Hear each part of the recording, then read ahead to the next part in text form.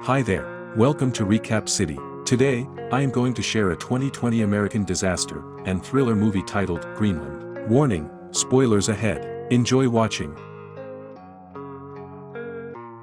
The movie begins with a scene on the ongoing construction of a huge building. Two men are arguing about some work delays. The boss is upset about the situation. He is John. Moments later we can see him driving his car. He's listening to the radio about an interstellar comet that will be flying close to Earth. He then arrives at a house in a suburban neighborhood. Hesitant to go in, he enters a room where his wife Ally is seen running on a treadmill. They have an awkward conversation near their child Nathan and his upcoming birthday party. Nathan arrives and is excited to see his father. They both go to Nathan's room and talk about a drawing of the coming comet named Clark that he made. As they're lying on the bed, it shows that Nathan is diabetic. The two talks about his father's separation from his mom. Later, the family is in a living room listening to the news about the coming comet. Its body is moving at a great speed toward Earth and is made up of many pieces of ice trailing behind it. You can see John moving back into the house in a guest room. The next morning, the news is about the upcoming comet again. John listens. They're saying that there is no reason to worry even if pieces of the comet will fall on Earth.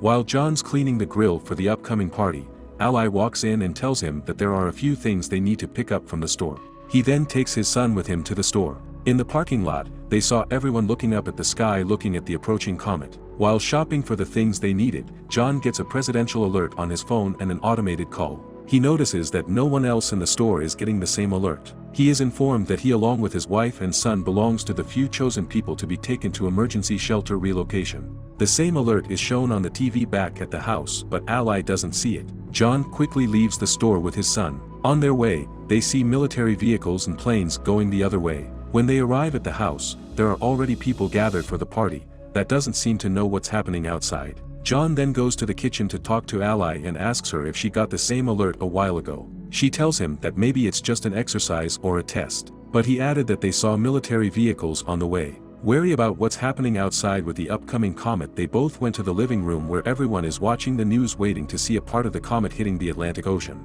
No one seems bothered when an image of the fragment is shown on the TV screen. The kids start counting down to 1, waiting to see the comet splash in the ocean. But nothing happens for a moment. They felt a short earthquake and John rushes outside the house. He sees a flock of distressed birds flying away when he is suddenly hit over by a massive shockwave felt inside the house as well. He comes back inside and saw everyone is scared. Still listening to the news, the newscaster announces that the piece has impacted a city in Florida with a shockwave that was felt for thousands of miles. The city was destroyed. As an orbital shot of the comet hitting is being shown on the news, the people wonder if more pieces will hit the planet. John gets another presidential alert. The call plays on both his phone and the TV so everyone can see what the message says. None of the others are getting the same message, which states that John can't take anyone else to the shelter except his family. He gets a security code to enter the plane on his phone. The others leave in a panic. John and Ally are packing, worried if they'll have enough insulin for the boy. The child asks about his grandpa. Ally is preparing food and listening to the terrifying news as John goes to get Nathan, who says that the sky is on fire. Pulling out of the driveway, they see that none of their friends got the same call. One of them tells the family that the news is reporting that a huge piece of the comet called Planet Killer will hit the Earth in 2 days. As they are leaving, another neighbor runs to them begging to take their daughter. John refuses and they drive off, arguing in the car that even if they did take her, she might have been turned away at the airbase. Later, as they are driving, people are seen already looting the stores. Suddenly they drive up to a massive traffic jam on the highway and John goes the other way, taking a side road. They're listening to the news on the radio saying that there have been more impacts and others are expected which might take out entire cities or even cause an extinction level event. They arrive at the airbase being guarded by the military. People are gathered around the doors because they're not allowed in. The family pushes through a crowd and is allowed entrance with the barcode they received. Once inside, they are given wristbands for personal identification and are told to move all their things into one smaller bag. Suddenly they realize the insulin for Nathan is gone and John goes to take it from the car. Ally goes to tell the soldiers about her husband but tells them about the boy's diabetes, which causes a problem. She's taken to a superior officer that informs her that someone with a chronic condition can't be on the plane. Ally tries to reason with her but she gets turned down. She and her son get escorted out of the base. Meanwhile, John comes back and is headed toward the planes looking for them, unaware of what is happening. John boards one of the planes that's about to take off and tries to reach Ally but can't. One of the passengers there sees the insulin and tells him about the rules regarding chronic illnesses. John panics and asks to leave the plane. Suddenly the base gets breached and the people start shooting at the military. The plane that John was existing in has a fuel leak, so he tells everyone to get out and runs away. The plane explodes and causes a chain reaction. John finds out about his family being rejected as the two of them are already back in the car. Nathan is already low on insulin. The chaos in front of the base continues, so John takes a while to get back to the car too. Once there, he finds a message from Ally that she's taking Nathan to her dad's place, so John goes after them. On the road there, Ally and the boy get to a pharmacy. She checks his blood sugar and they go to find insulin for him. Suddenly a gang walks inside and starts shooting, killing people all around. They manage to escape and get into a car with some people who will take them part of the way. The couple Ally is riding with starts acting strangely very fast. Eventually, they throw her out of the car, take her wristband and drive off with her son, leaving her stranded on the highway. Meanwhile, John is lucky enough to find a ride up north as well. Inside the truck, John sparks a conversation with one of the men, Colin, who tells him that they are headed to Canada, where the driver knows someone that has a plane and can take people to the shelters. Apparently, the military has set up the shelters on Greenland. The man tells him to find his family and meet him in Canada so they can take one of the planes too. Another one of the people in the truck eyes John's wristband and demands that John gives it to him, but when he refuses, a huge fight unfolds. The fighting causes the truck to swirl and crash, throwing the people from the back out.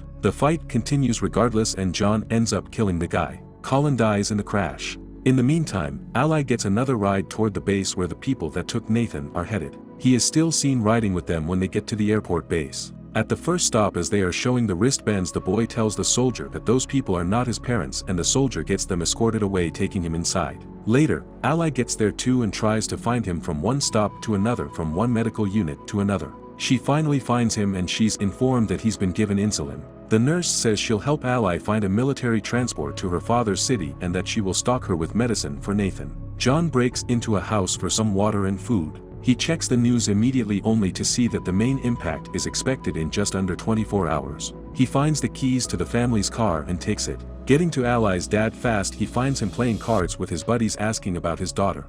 They decide to put their differences aside and work together to find her and Nathan. Meanwhile, the two of them arrive at August station and call the house. John and her father go to pick them up and the family is finally back together. All of them get back to the house and see that the information John got about the shelters was true. He convinces Ally that they should go to Canada and try their luck. So, they prepare for the journey there. Unfortunately, they can't convince Ally's father to join them. Suddenly a giant piece of the comet falls nearby, prompting them to go immediately.